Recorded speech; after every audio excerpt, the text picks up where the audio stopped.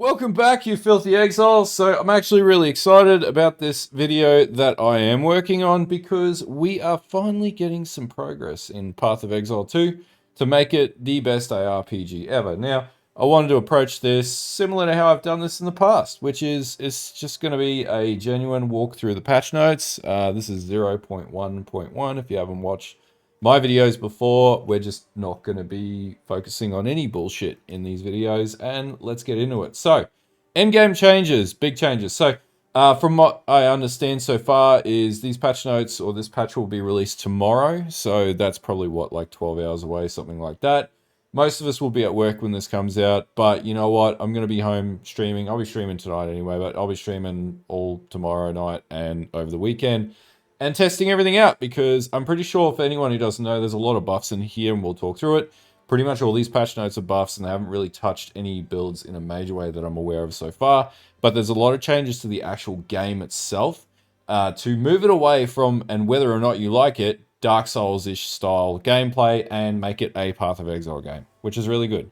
They're not going in the direction of PoE 1, but it's definitely going to be a much better game. Anyway, let's work through it. So, basically, we already knew this. We're getting 4 new tower maps, Alpine Ridge, Bluff, Mesa, and Sinking Spire, which is really good because Lost Tower sucked, and now they're making it better. They've also redesigned the existing Lost Tower map, so it's like a high, like you go over like a ledge area now, and it's not as garbage. Like you can actually see the monster packs. This came up in the Q&A. So they're adding 6 respawn attempts to the Arbiter of Ash boss fight. Now, I haven't actually done this boss fight yet because I just get bored with the end game and it's really grindy if you don't have a Zoom build. So this is a huge change in the right direction. And from what I understand, they're doing this with a number of bosses over time as well. So the Arbiter of Ash can no longer interrupt during his Flame Seed skill. That's probably really good. And the Arbiter Ash is now invulnerable for longer during its emergence and now takes significantly reduced damage while emerging. Like, that's probably okay, so you can't, like, one-shot blast it when it spawns. The Arbiter Ash is way less likely to target minions when using his sword, which could prevent some of their skills from being used. Yeah, we'll see how that goes. Added checkpoints to map areas. I don't know. Checkpoints and maps, but I'll take it, right? It's an improvement. The map zones are a bit out of control. Map areas now contain a minimum of 3 rare monsters. That's good. Citadels now appear closer to the Ziggurat Refuge. That's good as well. Improved visibility of citadels, so they now highlight further in the map, like way out in the distance. You can see a light beaming up into the heavens. Maps now display the biome. This is really useful because there's Atlas Tree Point when you progress your Atlas, which allows you to basically like tune into biome farming, and now you'll be able to see the biome, which is really important. Added Overseer Precursor Tablet, a currency item which allows, which can be placed in completed towers to add map bosses to valid maps. So completed, yeah, okay, yep. So this is just like adding more bosses because they're increasing the boss spawn density. Map areas have now been adjusted to add more distinct specialties for the content they contain. This means that one map area might have a total number of monsters, have more total number of monsters, while another is likely to contain additional content like strong boxes and stuff like that. That's not too bad. A number of maps now spawn up to double the number of chests and twice as many magic or rare chests. Again, really good. It'll increase drop rates. A number of the maps now contain double the number of monsters. A number of the maps now contain 50% more magic monsters and 50% more rare monsters. Huge buff to drops. A number of maps now have a higher minimum number of rare monsters and a lower minimum number of rare monsters that you will encounter. Number of maps now have 50% more chance to contain essences, strong boxes, and shrines.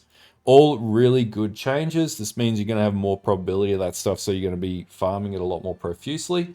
Maps that are only exclusively found in biomes like Citadel now have 50% more chance to contain essences, strong boxes, and shrines. Unclaimed hideout areas now have substantially more magic monsters and fewer rarer monsters because they're really like confined in a lot of instances. Unclaimed hideouts now, yep, we already ran through that. Monsters in the Untainted Paradise. What? It now contains 100% more monsters, of which spawn 100% more. Quadruple the amount of magic and rare monsters. Cool. Improved highlightable and clickability of shrines. Yeah, they were pretty bad, so that's really good. That's actually a really good QOL change.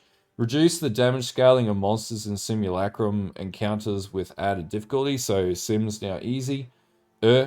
Adjusted the chance of maps to contain bosses. You should get one in every four, so this was a big problem they outlined, so yeah, that's a really good change. The chance of map bosses to drop waystones of the current tier or higher has been reduced to account for the increase in total. Yeah, I should have left it the way that it was.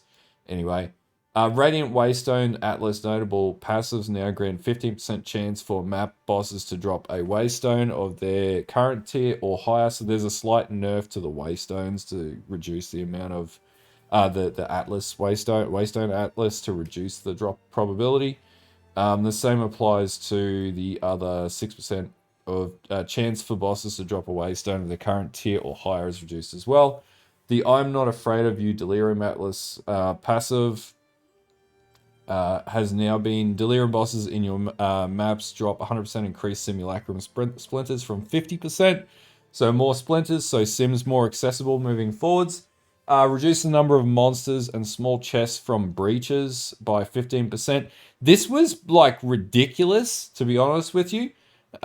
Breaches just were like totally overtuned, so that's okay. And like some builds just can't even do them because you get mobbed at the very spawn of it all. Increase the amount of sim splinters found in maps by 20%. We don't care about art. Crisis fragments, Bridgestone fragments, and sims, and an audience with the king now have more appropriate gold value to vendors. Increased how far you can zoom on the endgame maps, and you can zoom way further out. Skill changes. Supercharged Slam now has each successive aftershock gains a increase in radius. Previously, this was uncapped, so this now has a cap. Scavenge Plating now grants you stacks for a duration based on enemies' rarity. Normal enemies grant 1 stack, magic enemies grant 2 stacks, rare enemies grant 5 stacks, and unique enemies grant 10 stacks. Lightning Bolt skill granted by the Choir of Storm unique has been renamed to Greater Lightning Bolt to differentiate it from the skill from Staves. Triggered Greater Lightning Bolts are now unable to trigger a subsequent Greater Lightning Bolt if the first was a critical hit. Greater Lightning Bolts now deal roughly 3.5 times more base lightning damage compared to Lightning Bolt. It's pretty cool. The Temporalis unique body armor, which is basically like the go-to armor right now for builds, can no longer reduce the cooldown of all skills to below 100 milliseconds, which means that's probably a big nerf to anyone using it. Skills socketed in a metagem sockets can no longer gain energy. Clarified Vine Arrow's description to explicitly state that it hits enemies on landing. Remove the aura tag from Pain Offering for consistency with other minion skills. Alright, so the first part we were only getting into partial buffs. This is where like the big buffs come in, which is monster changes. Alright, monsters now have increased toughness per essence modifier on them. That's fine because they were a bit weak. Added a small delay before monsters release from essences. Cool. Forsaken Miners now throw less grenades. Yep, they were pretty bad. Rudster, the Dread Engineer's grenades now deal less damage in Cruel and maps. Reduced how far away Faradam and Plaguebringers can use their Detonate Dead skill from. That's pretty good. Reduced how far Lost Men Zealots can use their Meteor skill. Again, that used to like off-screen use, so that's really good. The visuals have been improved as well. Lightning Storm skill used by Lost Men Zealots should now always strike at the telegraph marker. Filthy Crone no longer uses projectile vomit skill point blank in front of you. That's good. Reduce the map leap distance of Vile Venture's leap skill. Reduce the axe throw distance of Val Axeman. Reduce the area of effect of Filthy Firstborn on Death Explosion. Yeah, they were pretty bad. You get like one clapped with those all the time, so that's a really good change. The Vomit skill used by Rotting Hulks and Bog Hulks now deals far less damage, or deals less damage, and can no longer be used point blank in front of you. Adjusted the damaging area of the bloated miller's slam skill to more closely match the visual effects. The damage of Zelmarath the Colossus attacks to more closely match the visual of the effects. The more closely match the visual effects. Just as player targeting behavior on Zelmarath the Colossus, their arms are no longer targetable. But then how the hell do you use melee on it? Like if you're using like a strike skill, you're not gonna be able to hit it. Adjusted the area of Balak, the Sky Seer's tornadoes to more closely match the visual effects. Tornadoes now push you slightly away than when they appear and now deal less damage when they first appear before ramming away. Yes, they used to kill me as soon as you went near it. Now it's not going to murder you as quickly as what it was. Reduced how often Prowling Shades can use their invisibility. They should have removed this. That's a horrible skill on an enemy that is just a pain in the butt to fight. Adjusted the frequency of some monsters such as Prowling Shades and Galadzillits. Valzillits are now less likely to repeatedly use their Eye of Winter skill. Yeah, you get destroyed by that. Improve the visuals of the Fiery Zealot's Firestorm skill. Adjusted damaging area of the Executioner's attacks to more closely match the visual effects. The telegraphing for his Guillotine Slam has now been improved as well. Improve the visibility of cultist archers. Jamanra, the Risen King zombie skirt no longer spontaneously explodes on death. Mighty Silverfist Commando roll has been nerfed. Yeah, that's okay. Reduced how often the Azek Stalkers use their slam. Again, that's good because those things hurt. Walking Goliaths no longer deal damage twice when they fall. Yeah, that basically explains why they insta-kill you. Alright, that's cool. Reduce the distance of which Urnwalkers in the Trial of Sekma are able to initiate their skill. Yeah, they hurt. Those are the guys that drop the urn down. They shoot fire, like, incinerate. Slither Spitters no longer deal damage twice per their project. There's a lot of instances where, like, that just shouldn't have been in the game. And it looks, I like testing is one thing, but like, Jesus. The density of monsters in Utsal has been reduced. The density of monsters in Dreadnought area has been adjusted to result in less swarming encounters. Yep, really frustrating area. That's good to hear. Improved telegraphing of the Atzak Shaman's Detonate Dead skill. Improved telegraphing for the crystals left by Val Goliaths when they die. The impending Doom modifier on the Trial of Chaos now has more time before it explodes and better visuals. Volatile plants are now much more noticeable both before and as they are about to explode. They should have removed them. Volatile plants are horrible. Elemental explosions caused by minion death or those periodically cast by rare enemies have their visuals improved. The delay before these explosions have been increased. The aura from the prevents recovery before above 50% monsters modifier has now got a visible radius. Again, that should be removed. Energy shield modifiers of monsters now provide far more sensible levels of energy shield. Yeah, okay. Yeah, so that happened on quite a number of maps I was running. Basically, you'd go up against an enemy where you just couldn't kill it because the energy shield was almost infinite. So here we have general changes and improvements that they've released as well. Enabled migrating from solo self-found leagues to their corresponding parent league, which is hardcore or standard, so you can move characters around. Strong boxes have now been adjusted so they spawn in a much shorter time frame. Yeah, this was pretty bad. Strong box fog effect now fades away once all the waves of enemies have spawned. Significantly increased the chance encounter of research strong boxes, added a visual effect to distinguish monsters that have spawned by a strong box. The volcanic crag, lightning storms, ice spikes, and chaos barrage strong box modifiers have all been adjusted to activate after a delay. Charms now have an effect on the character, so you can now see the charms triggering, which is really good. Socketable uniques such as runes can now be overwritten. This one is enormous. This is maybe the biggest change that we can see here. You can now adjust your runes so you don't brick your gear instantly. That should have been in the game all along. I don't know why it wasn't. Attempting to salvage an item now highlights which items in your inventory can be salvaged. Flasks with quality are now able to be salvaged. Armor has been made approximately 15% more effective. We'll see what that means.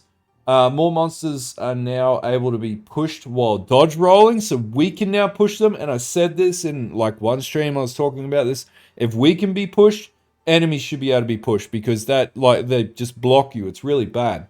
This generally applies to most monsters smaller than a skeleton. I'll take it. Objects such as delirium shards can no longer be pushed by other monsters. Increase the chance of omens to appear in rituals, makes rituals a lot more fun. And also allows for metacrafting, because that's basically a metacraft right now. Reduce the chance for items to roll some of the less desirable modifiers. They said this was at like higher levels as well, so you would be able to get better gear at higher levels. Distilled emotion, required to instill a passive skill onto the amulet, and now displayed on the passive skill tree after you have picked up the first distilled emotion. Added an exit portal to the Trial Master area. Yeah, that's not too bad. Remove the level requirement to access expedition vendors. Rarity on items and expedition vendors now increases with shop level. Yeah, overall, this was pretty bad, and just there was no point to do it, though it takes up so much room in your hideout and whatnot too. Visual clutter on many maps has been improved. This was a lot with like the rendering. You really couldn't see the maps, so this is actually really good as well. Added a tutorial for activating your first persistent buff skill. Improved that no one cares. Everyone figures that out. But also that was pretty bad. Like a lot of people in the first few weeks couldn't figure that out. Improved and fixed inconsistencies for walkability through areas in the campaign as well as maps. It's a lot of really weird collision glitches. Improved loading of the world map. They showed this. It's almost instant now. That was one of the biggest issues. A lot of the optimization around that was pretty bad. Improved the initial player revive time. I don't play with people, so that doesn't apply with me. Alva now has an option to gamble items when placed in your hideout. Yeah, because you used to have to go to the refuge, and now you can just do it at your hideout, which makes a lot of sense because you can do it at the refuge, where I don't know why they didn't do that. Reviving minions that died from being out of range of you instead of immediately revive near you. Okay. The quest tracker now shows which quests are applicable for the area you are currently in. That's good. Uncut gems now show their level in the item label. That's good because there's so many that drop. Charms now display the number of charges. Again, really useful. But is it because you can't choose when you can use them? So, yeah, I don't know about that. Updated the world map icons for when you have completed quest encounters and found items to make them more clear. That's good. Added propagating weapon effects to the cosmetics panel. Yep. Just some art upgrades, flavor text upgrades. Improved performance in the Chimera boss fight. Improved performance in the lava. Improved performance of the lava in the Molten Vault. Reduced screen clutter. That's probably a big one as well. Because, yeah, that can be a bit painful. Pardon me. Burning ground can no longer spawn underneath interactable items such as levers. Yeah, that's good. Alright. Monsters can no longer spawn near the entrance of a map. Yeah, that was painful. This often caused players to immediately be attacked. It's like getting ganked on the sands of White Sands and after Tortage in the original Age of Conan. Those are the like big changes gameplay wise. That's pretty significant. Like it evidences there was a lot of balance problems so far, but now we're going to talk about the next one. Okay, so for uniques, I'm not going to go through that in any detail because it requires you to know what the unique was previously.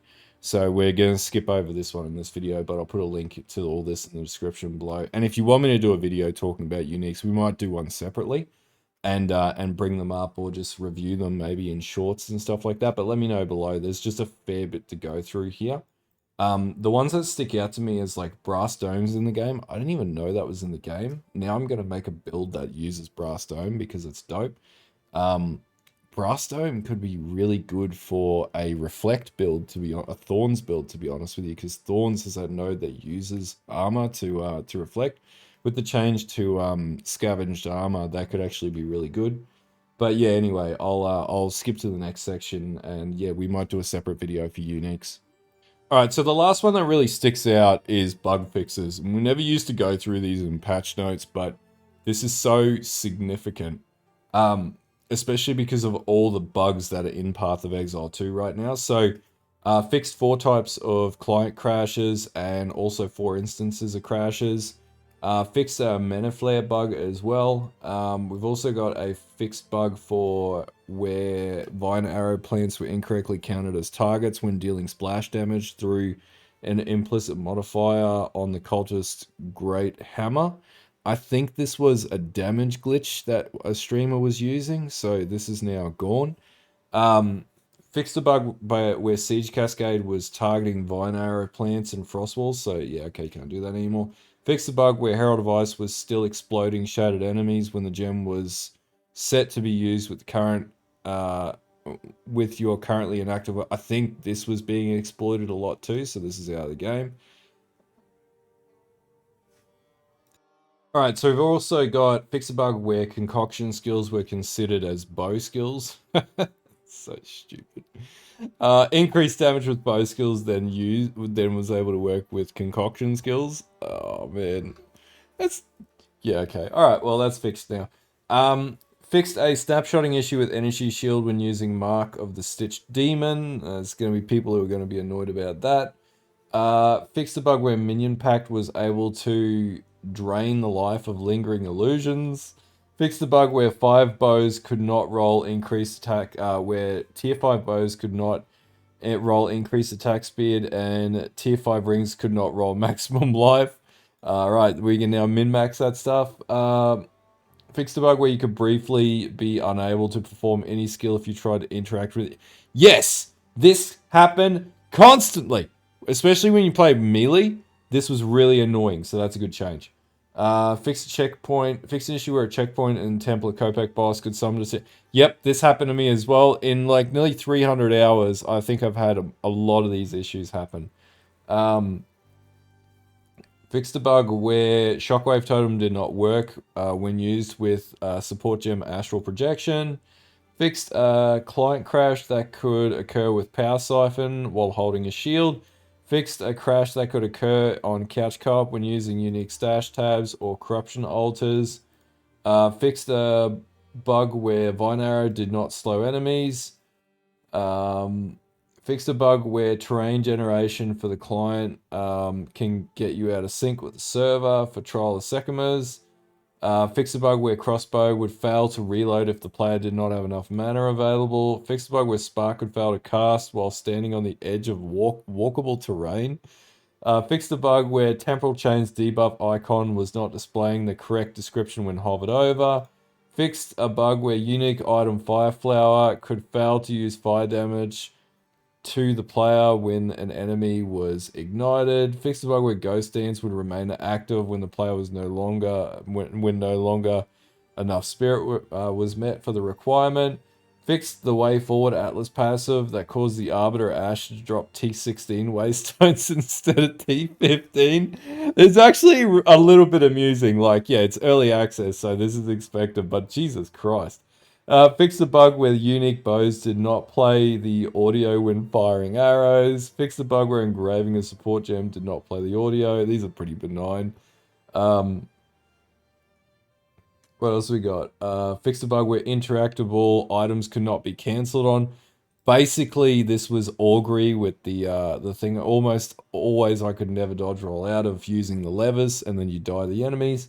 Fix the bug where using a flask could cause the player to lose life if the stat requirements weren't met. That's crazy.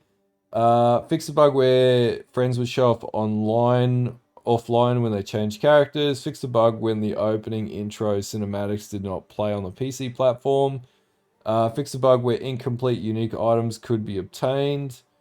What the hell? Alright, cool. Fix some wonky interactions with the Titaner Colossus capacity ascendancy skill tree. Jesus. Fix the bug where inventory no longer opens when dragging the Atlas map UI. I think I've had that one. Fix a visual bug where walking away from corpse and back to it could visually display a new remnant with Grim Feast. That's really bad. All right. Well, yeah. The list basically goes on.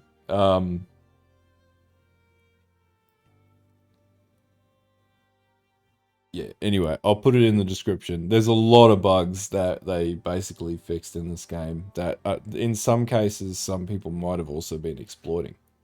And I think the other one here that's really important, there are also a handful of changes we didn't quite get time to do in this patch or fix in this patch, but we'll be getting them to you as soon as they're ready.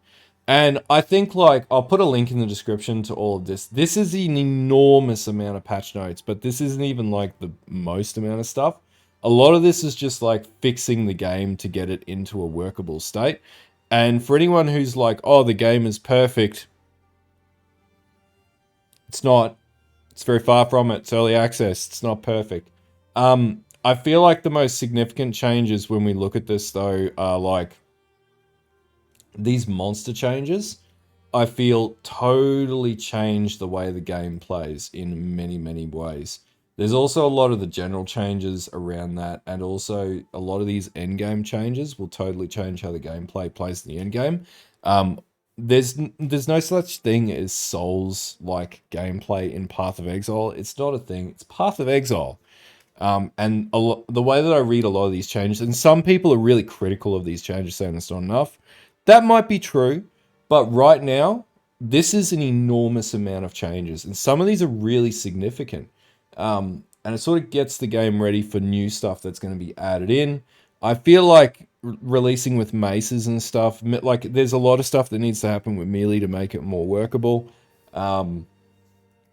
Yeah, there's just a lot of stuff that needs to come into the game yet. But this is a step in the good direction. Definitely makes me a lot more hyped to play the game. It fixes problems with pretty much most of my builds. Not all of them. But yeah, it makes a lot of my builds a lot more fun to play moving forwards. And I think we'll notice a lot more fun in the end game. Rarity may become a bigger problem because of the accessibility of bosses and stuff like that now. But we'll see how that plays. And, you know, there's also the reset that's coming too, which will be really good. Anyway, if you like this video and this type of content, don't forget to like and sub to the channel. I'll be back on stream later. I'm getting back into routines, just been really busy with work. But yeah, anyway, until next time, I will see you guys later and have a good one.